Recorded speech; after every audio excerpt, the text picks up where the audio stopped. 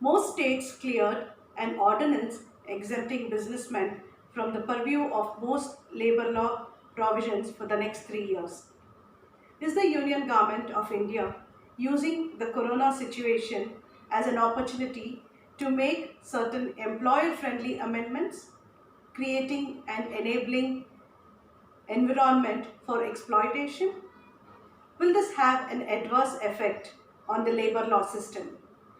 And also, are the current labor law relaxations and amendments made by the Union Government sufficient to handle the crisis? Your advice on this, sir? Whether union government is using corona lockdown as an opportunity to make employer friendly amendments, is it creating an environment for exploitation? The answer is no. The union government, as long as 2017, started seriously thinking in simplifying the labor laws, and they initiated a measure to codify 44 labor enactments into 4 codes. Number 1, the code on wages. Number 2, the code on industrial relations. Number 3, the code on occupational health, safety and environment. And the fourth is the code on social security. Out of these 4 codes, the first code, the labor code, has been enacted into a law. It has received the assent of the Rashtrapati ji, and a gazette notification has already been issued. However, the state governments are yet to adopt this code by framing the state rules by issuing the necessary notification. The remaining 3 codes are in pipeline at various stages. Some of them have been referred to the standing committee of the parliament for deliberations. Now, one or two codes have been referred back to the parliament by the standing committee after the deliberations. Reports have been submitted to the speaker of the Lok Sabha.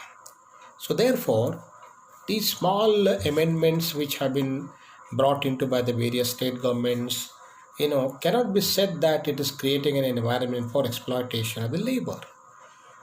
Since 3 years, the government of India has been at it to simplify the 44 labor laws and bundle them into 4 codes. Of course, the merits and demerits of these codes is altogether a different subject, and that cannot be discussed here in such a short span of time. But certainly, corona is not at all being used by the union government as an opportunity to make employer friendly amendments. Absolutely, this is not a correct statement. Now, another part is, what the question is that, are these relaxations sufficient to handle the crisis? What kind of relaxations are these? These are all small softs which have been offered, etc. They are not adequate enough to handle this crisis. The crisis is different. The crisis is not on account of the labor laws. The crisis is on account of the economic slowdown. The orders are not there coming forth, etc. The automobile sector has been hard hit. The service sector has been in doldrums.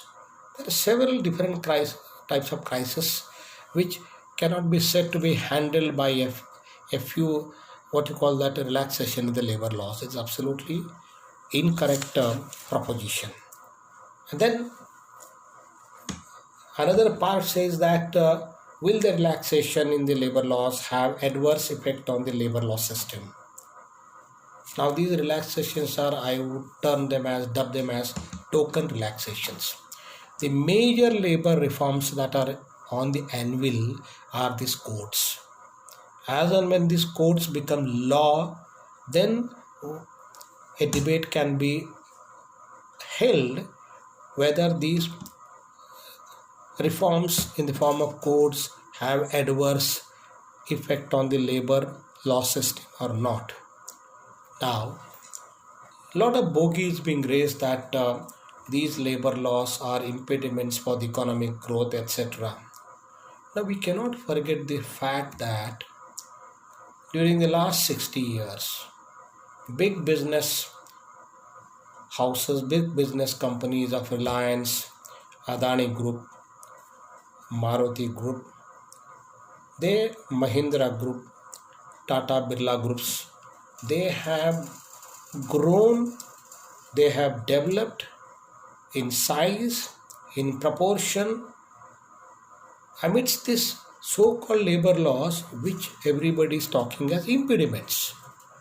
And what is this propaganda being made out that to attract the what you call the companies who are fleeing China on account of the COVID-19 pandemic to come back to India, and every state is trying to spread red carpet welcome to them. See, we have made relaxation in this labor law, that labor law, etc. For example, let us take the relaxation of the working hours. From 8 hours to 10 hours, they have relaxed. Do you think that the companies having 3 shifts of 8 hours each will reduce them to 2 shifts of 10 hours each? And what will happen to the third shift workman? Where will they be placed? So what is the benefit of this relaxation is that at times the companies are required to work overtime in order to achieve the targets, in order to deliver the goods, in order to meet the requirement of a particular client. At that point up when they are required to do the overtime, this present provisions of the factories are come in the way, in the sense that they have to take permission from the factory department, which takes a long time. To that extent, this relaxation comes to the rescue. It is not that every employer is going to adopt all these things, and it is not that every day the workers have to work for 10 hours. Absolutely not. It's just a relaxation. Such token amendments, such token relaxations is they cannot have adverse impact on the labor system at all, in fact. Now, are these relaxations sufficient to handle the crisis? Now, these relaxations are definitely not sufficient to handle the crisis. Now, you have problem in the power sector, you have problem in the water sector, you have problem in the infrastructure. These need to be addressed, and they are to be made industry friendly, industry centric, so that the crises that are being faced by the industries can be overcome. So I don't think so. This COVID-19 situation is being used as a garb to bring in labor reforms, or to the disadvantage of the working class. Absolutely not correct. I tell you, the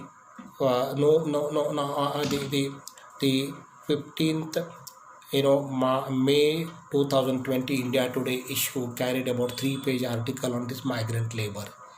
In that they have said the Rajasthan government had increased the threshold of 100 workers to 300 workers under the Industrial Disputes Act. That means up to 300 workmen, the workmen could be retrenched, workmen could be laid off, and the factories could be closed. And they have increased the threshold of 20 workers under the Contract Labour System Act to 50 workers. Now the National V.V. Giri Institute of Labour at Noida, belonging to the Ministry of Labour and Employment, conducted a study to find out the impact of these relaxations. What they found, it is reported in the India Today, that it has not brought fresh investment, it has not brought growth impetus, it has not led to any kind of a labor retrenchment. So this is the reality. something else is required. What the industrialist required is the uninterrupted supply of the power, the taxation structure relief, the water supply, and the licenses registration to be given by the various port simplification in that is what they require. So with this I would like to say that I have answered question